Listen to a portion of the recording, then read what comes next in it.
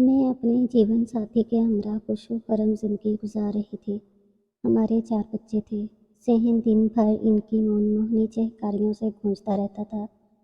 कभी सोचा भी ना था कि मेरा घर जो रश के जन्नत था, कभी तिनकों से बने हुए आशियाने के मानद बिखर जाएगा और मैं इसके निशान ढूंढती रह जाऊंगी।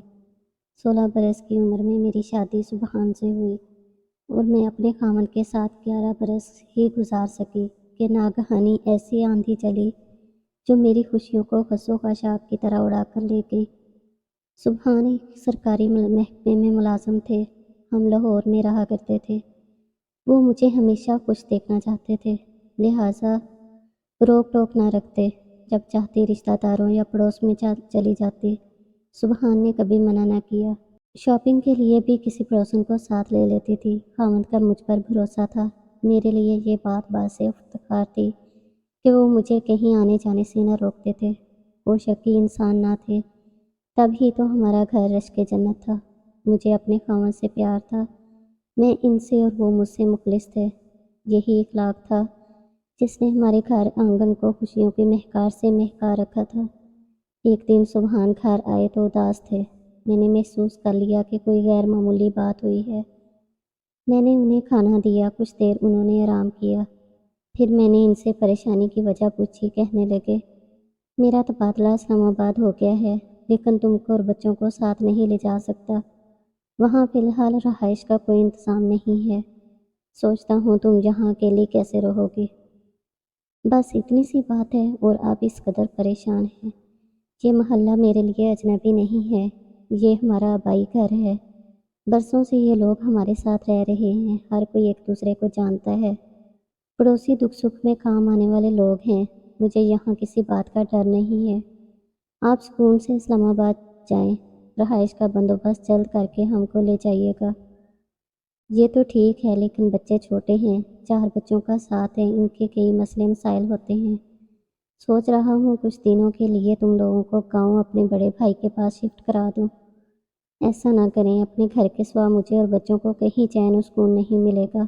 बड़े दोनों स्कूल जाते हैं, गांव में कैसे पढ़ पाएंगे। वो गुमसुम से रह गए। फिर कहा, अच्छा, अपना और बच्चों का खास ख्याल रखना। कुछ मुश्किल महसूस करो तो अपने भाई अफाक को बुलवा लेना, वो तुम्हारे साथ रह जाएगा। जब तक कि वहाँ फैमिली के लिए रहाइश की सहूलत न मिल जाए, मुझे तुम्हारी और बच्चों की जुदाई बर्दाश्त करना पड़ेगी। सुबहान इस्लामाबाद चले गए और मैं लाहौर में क़याम पज़ीर रही। घर ज़ाती था, किराया वगैरह का मसला ना था। महल्लेदार अच्छे थे।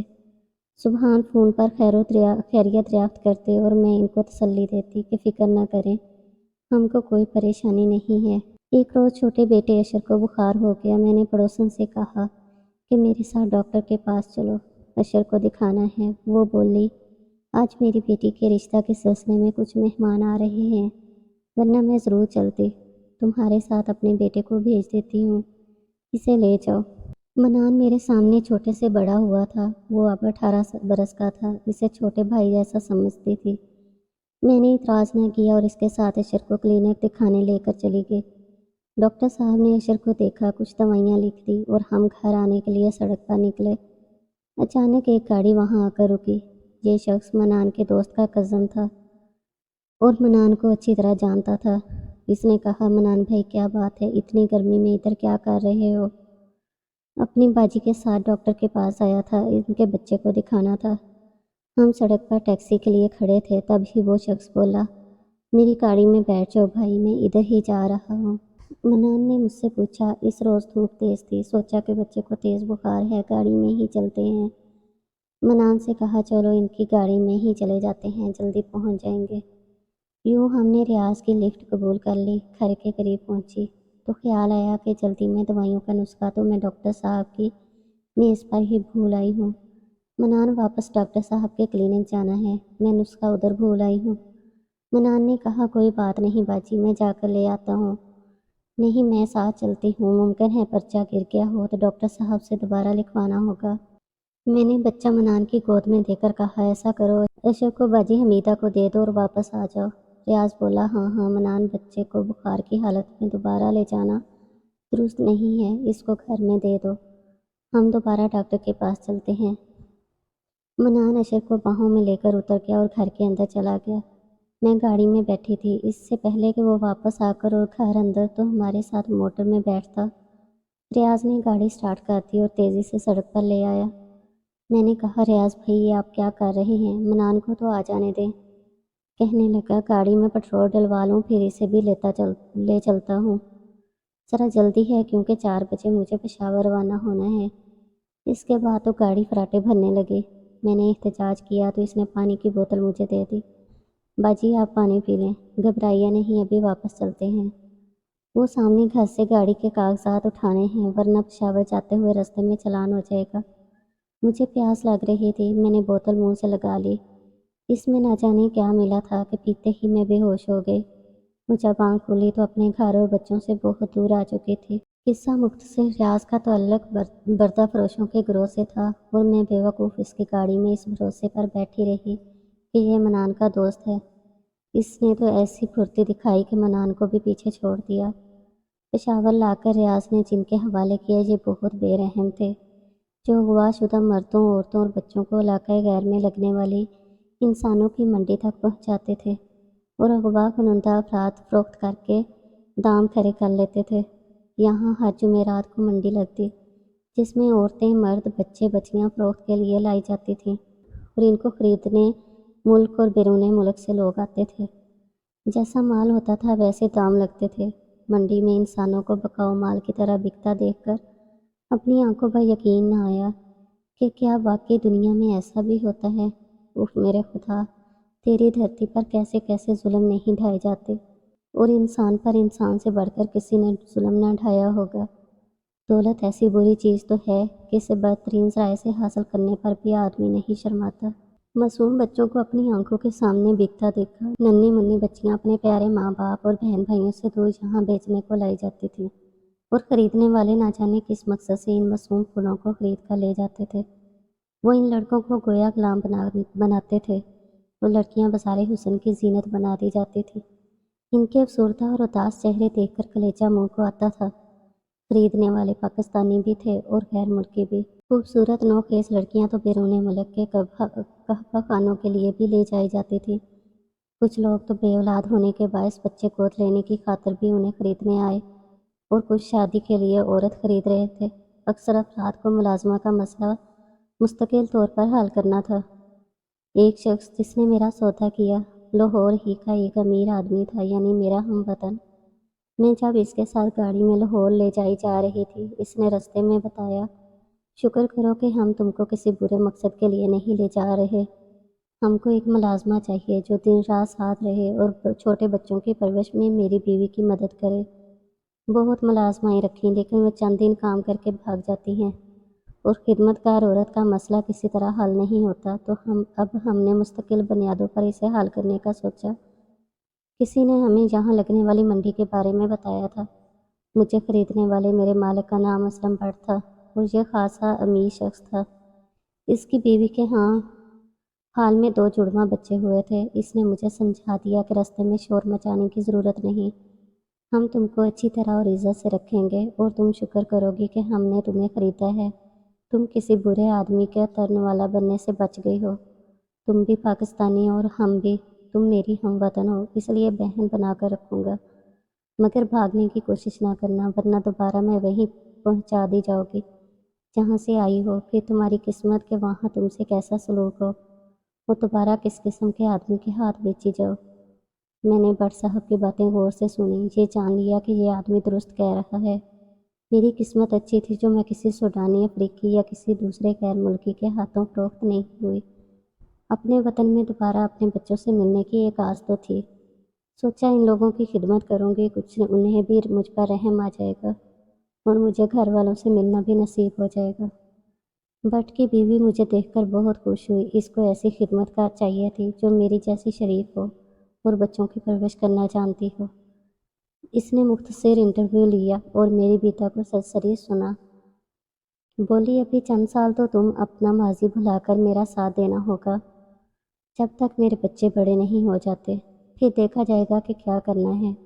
اگر تم نے ہمارے ساتھ اچھے طریقے اور ایمانداری سے وقت گزارا تو ضرور کوشش کروں گی کہ تمہارے بچوں سے تمہیں ملوا دوں۔ अभी फौरी तौर पर ये मुमकिन नहीं होगा। तुमको भट्ट साहब ने 4 लाख में महज इसलिए खरीदा है कि हम अपने जुड़वा बच्चे पलवा सकें। तुम कहीं हमारे घर से भाग ना जाओ, इसके लिए तुम्हारी कड़ी निगरानी रखी जाएगी। चौकीदार तुम पर दिन रात नज़र रखेंगे और तुम घर से बाहर कदम नहीं निकालोगी। लेकिन घर के अंदर तुमको किसी किस्म की तकलीफ़ ना होगी। खाना पीना और ज़रूरत की हर शय तुम्हें मिलेगी। मैंने जान लिया कि बेगम को मेरी ज़िंदगी के दुख तकलीफ़ों मेरे आंसुओं से कुछ गर्ज नहीं थी। इनको सिर्फ अपनी सहूलत, आराम और ज़रूरत का ख्याल था। उन्होंने बहुत अच्छी तरह मुझे ये एहसास दिला दिया कि मैं इनकी खरीदी हुई चीज़ हूँ, एक लौंडी कनीज़, जिसके उन्होंने लाखों रुपए अदा किए हैं। अब मेरा इनकी क़यामगाह से हिलना भी बगैर इनकी इजाज़त के संगीन गलती होगा, जिसकी सज़ा के तौर पर वो मुझे दोबारा इन्हीं ज़ालिमों के हवाले कर सकते थे जिनसे मुझे ख़रीदा था। वज़ीरिस्तान की जानिब पाकिस्तान की आखिरी चौकी के बाद से जो इलाका शुरू होता था, वो इलाका ही गैर कहलाता था। इस जगह के तसव्वुर से ही मेरे रोंगटे खड़े हो जाते, जहाँ पाकिस्तान के मुख्तलिफ शहरों और इलाकों से अगवा करदा इंसानों के गिरोह लाकर इंसानी मंडी में फ़रोख्त किए जाते थे। बाद में एहसास अदारों के तौफ़ील इस इलाके को कंट्रोल में लेकर इन महसूर लोगों की बड़ी तादाद को तहवील में लिया गया और उन्हें आज़ाद कराया गया। मैंने भट्ट साहब की बेगम के साथ इस अमर पर समझौता कर लिया कि इनके नौसीता बच्चों की एक माँ की तरह खिदमत और देखभाल करूँगी। इनका दिल जीत लूँगी ताकि वो मुझ पर रहम खाकर मुझे मेरे कुंबे से मलवा दें। वो मेरी हमवतन पाकिस्तानी थीं, सो मुझे इनसे अच्छी उम्मीदें थीं। इनके एक बच्चे की जिम्मेदारी मुकम्मल तौर से मैंने संभाल ली और बच्चे को अपनी ममता की गोद में भर लिया। बहुत मोहब्बत से उठाती, ध्यान से देखभाल करती। वो भी मुझसे खूब हिल गया। मालकिन को यकीन आ गया कि अच्छी और शरीफ औरत है और ये हमको धोखा न देगी। एक बच्चा मेरे हवाले और दूसरा इनके पास होता। मालकिन का ख्याल ठीक था, मेरा इन लोगों को धोखा देने का कोई इरादा न था। इस उम्मीद की वजह से कि वो एक दिन खुश होकर मुझे अपनी कड़ी कैद से आज़ाद कर देंगे, मैं इनके घर का एक फ़र्द बन चुकी थी। इनके बच्चों की प्यार से परवरिश कर रही थी, जिसके बदले वो भी मुझसे अच्छा सलूक करते थे। ताहम ये लोग मेरी सख्त निगरानी करते थे। मालकिन मुझ पर निगाह रखती, कहीं मैं किसी से बात ना करूं। मुझे इजाज़त ना थी कि इनके घर से बाहर झांकूं या कदम भी बाहर निकालूं। घर आने वाले मेहमानों से भी कलाम करने की इजाज़त ना थी। कितनी बड़ी बदनसीबी थी कि मेरा घर यहाँ से थोड़ा ही दूर था और मैं अपने घर न जा सकती थी, न किसी को पैगाम भिजवा सकती थी और न बच्चों से मिल सकती थी। कभी कभी अपने बच्चों की इस कदर याद सताती कि जी करता यहाँ से किसी तरह भाग निकलूं। बाद में जो होगा देखा जाएगा। क्या खबर, सही सलामत अपने घर तक पहुँच ही जाऊँ, अपने शोहर और बच्चों से मिल जाऊँ। फिर इन औरतों के करब से भरे चेहरे याद आ जाते और इनकी चीखें कानों से टकराने लगती थी, जो भागने की कोशिश में पकड़ी गई और दोबारा बिकने के लिए वहाँ ले जाई गई। जहाँ मैं रहती थी ये 2 मंजिला घर था। ऊपर की मंजिल में भट्ट साहब के सबसे छोटे बच्चे के साथ सोई होती थी। एक शब आधी रात को जब मैं इनके बच्चे को सीने से लगा रही थी, दिल में होक सी उठी और मुझे अपने बच्चों की सिसकियाँ सुनाई देने लगी। यूँ लगा जैसे कि वो मुझे याद कर रहे हों। वो रातों को उठ कर मुझे घर के आंगन में ढूंढते फिरते हों। तड़प कर उठ बैठी। इस वक्त मेरी ममता पूरी तरह बेदार हो चुकी थी। बेताबी से कमरे के चक्कर काटने लगी। भट्ट साहब का बच्चा मुझे अपने साथ ना पाकर कसमसाया और मेरे कदमों की आहट से बच्चे की आंख खुल गई। मैंने दोबारा धबक्का सुला दिया। मेन गेट से निकल भागना नामुमकिन था। मैंने खिड़की से झांका और बुलंदी का अंदाज़ा लगाया। मैं पिछली तरफ से नीचे उतरने लगी। खिड़की से नीचे दीवार पर ईंटें फासले से इस तरह लगी हुई थी कि इन पर संभल कर पैर रखने से निचली मंजिल तक जाया जा सकता था। अभी थोड़ा फासला ज़मीन से बाकी था कि मेरा पैर खला में लटक गया और मैं धड़ाम से गिर गई। दरअसल यहाँ पहुँचकर ईंटें ही ख़त्म हो गई थी। रात के अंधेरे में नीचे की तरफ झांक कर इस बात का अंदाज़ा न कर सकी थी कि ज़मीन से 6 फुट ऊपर ईंटें नस्ब नहीं हैं। ये मेरी खुशकिस्मती थी कि वहाँ चारपाई बिछी हुई थी। मैं इस पर जा गिरी और मुझे चोट न आई। तब मैंने दीवार के साथ चारपाई को खड़ा कर दिया और इसकी मदद से परले घर में कूद गए। ये पड़ोसी का घर था। आहट पर इनका नौकर और इसकी बीवी जाग गए। वो दीवार के करीब अकबी सहन में चारपाई डाले सो रहे थे। انہوں نے مجھے پکڑ لیا۔ میں نے ہاتھ جوڑے کہ میں چور نہیں ہوں، ایک بے بس مظلوم عورت ہوں جو ان لوگوں کی قید میں ہوں۔ کہا کہ خدا را شور نہ مچاؤ، میں سارا حال بتاتی ہوں۔ میرا حوال سن کر وہ بھی رو رہے تھے اور میں بھی رو رہی تھی۔ وہ مجھے سرورنٹ کوارٹر میں لے آئے۔ عورت نے اپنے وہ کپڑے دیے جو میں نے پہن لیے اور اپنا لباس وہاں ہی پھینک دیا۔ انہوں نے مجھے کرایہ بھی دیا۔ راتوں رات میں گھر چلی گئی۔ گھر کو تالا لگا تھا۔ گھر کے باہر بیٹھی رہی یہاں تک کہ فجر کی اذان سنائی دی۔ ہزاروں آرزوئیں دل میں تھیں۔ خوشی کے آنسو خوف سے مل کر عجب احساس کے ساتھ بہہ رہے تھے۔ میں نے اجڑی ہوئی دہلیز کو پار کیا مگر وہاں تو دھول اڑ رہی تھی۔ صبح کا نور پھیل چکا تھا اور در پر تالا میرا منہ چڑھا رہا تھا۔ سبحان اور بچے وہاں نہیں تھے۔ میں نے کلیجہ تھام لیا اور پڑوسن کا در بجایا۔ منان کے والد نے در کھولا۔ انہوں نے بتایا کہ جب تمہاری گمشدگی کے بعد سبحان کو فون پر اطلاع دی وہ خود آ گئے۔ ان کے آنے تک منان کی ماں تیرے بچوں کے پاس رہی۔ مگر یہ تو بتا کہ تو اس نامراد ریاض کے ساتھ کیوں بھاگ گئی اپنے شوہر، گھر اور معصوم بچوں کو چھوڑ کر؟ ہم نے تو تیرے بارے میں کبھی ایسا سوچا تک نہ تھا۔ چاچا جی میں نہیں بھاگی تھی، اس نامراد نے مجھے نہ جانے کیسا پانی پلا کر بے ہوش کیا اور علاقۂ غیر لے گیا۔ وہاں مجھے فروخت کر دیا۔ میں کسی طرح بھی رابطہ نہ کر سکتی تھی۔ وہ مجھے اندر لے گئے۔ بیوی نے نماز ختم کر لی تھی۔ میں نے ان کو بتایا کہ کیا واقعہ ہوا تھا۔ وہ بولی بیٹا سبحان نے تو یہی سمجھا کہ تو بچے چھوڑ کر بھاگ گئی ہے، پھر بھی اس نے تیرا انتظار کیا۔ بعد میں مایوس ہو کر اپنے بچے لے گیا اور گھر کو تالا لگا گیا۔ تالے کی چابی البتہ ہم کو دے گیا کہ شاید کو تم لوٹ کر آ جاؤ۔ میں نے روتے دل کے ساتھ تالا کھولا جہاں آنگن میں دھول اڑ رہی تھی اور مکڑیوں نے کمروں میں جالے تان رکھے تھے۔ گھر کے ایک کونے میں میرے بچوں کے کھلونے پڑے ہوئے تھے جن کی خاطر جان پر کھیل کر بھاگی ان کی صورتیں بھی دیکھنی نصیب نہ ہو سکی۔ منان کے والد نے سبحان سے رابطہ کیا۔ انہوں نے میری پاک دامنی کا یقین نہ کیا اور کہا کہ آشنا نے چھوڑ دیا ہے تو اب لوٹ کر آ گئی ہے۔